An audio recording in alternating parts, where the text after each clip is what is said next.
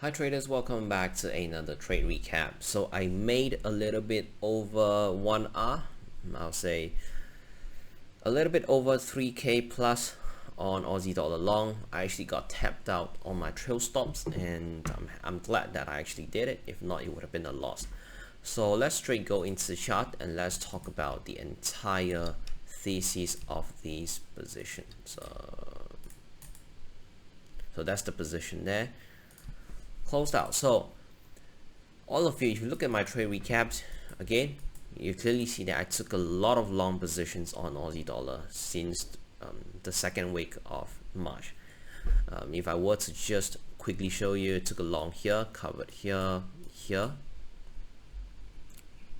Let me just use the arrow to actually show them. So it took a long here, covered here, longs, short, covered the position here, long, another position here, I remember. Then I also took another long here. So all of them were actually pretty beautiful, right? There's no complaint on all of this long position on AU. Got out on the spike. So you can actually see I took 1, 2, 3, 4, 5 long position on Aussie dollar. All of them were winners. In between, I took 1 to 2 break evens and 1 small loss. Then I made over 10R on Aussie dollar this month. So how was I able to get this kind of ping pong trade, get in, get out, get in, get out? Is because on the high time frame, I actually identified that in the long term, because when I took all these long positions, I wasn't sure, are we really getting a long-term bullish sentiment shift, or am I just seeing some sort of high time frames bearish continuation pattern, which means are we forming some sort of ascending channel or ascending wedge? That's why every time when I took a long position, if it goes into my favor, I'll just close them out at the previous high.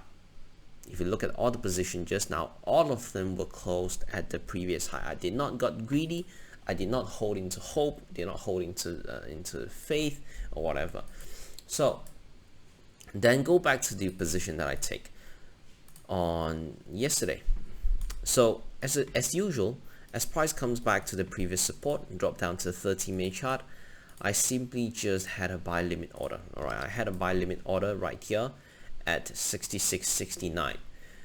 So when it starts pushing down, tapped into my buy limit. Why did I set a buy here? Because that's a level of support, right? Level of support. I was expecting another push back to 67.24.9. So took a long position, got triggered. Then as price starts moving into my favor again, before I take these positions, I already had multiple scenarios in my mind. So one of them was that price testing this previous minor structure, then rejected.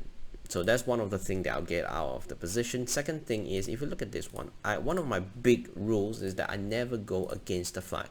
So if let's say right now the market is dropping down, if I took a long position here, I will never go against a bear flag. Vice versa, if market is going up, forming a flag here, if I'm going short, I will never go against a bull flag, because flag pattern based on my testing is not worth to fight against it. So after I see the flag, after I see the rejection at 66.95, felt like price pretty much will collapse. But it doesn't mean that I know that price would drop means I have to flip onto the short side, because that's one of the that's one of the myths that a lot of the traders just doesn't seem to understand. Because every time when they see price actually starts stopping at a level where they think it could potentially face barrier, then they immediately flip onto the short side. That's one of the worst thing you can ever do. You shouldn't flip your buyers just because you feel like, hey, based on my plan, if price tested this level, rejected, is going to reverse down. So means I will go short. It doesn't work that way.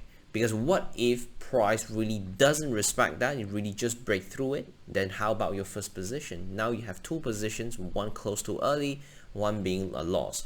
So what I always suggest to do is either to trail your stops, to break even your trade, or do some sort of management technique instead of acting smart and try to to flip your buys immediately, because that will usually lead to bad performance, right? Based on my experience, it's not worth it to immediately flip short or whatever.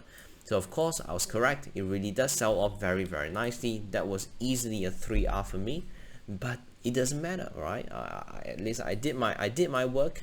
I did whatever that I had to do, and I actually trail my stops based on that pin bar. If you look at here, we have a look at that pin bar here.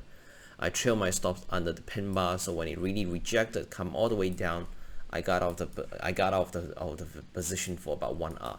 So that's it for the trade recap on this one. As usual, just a little bit of proof. I'll just show you screenshots because it's very hard for me to pull up. So the first one closed at 1600, second account closed at $1,880, so made about $3,600 on this position.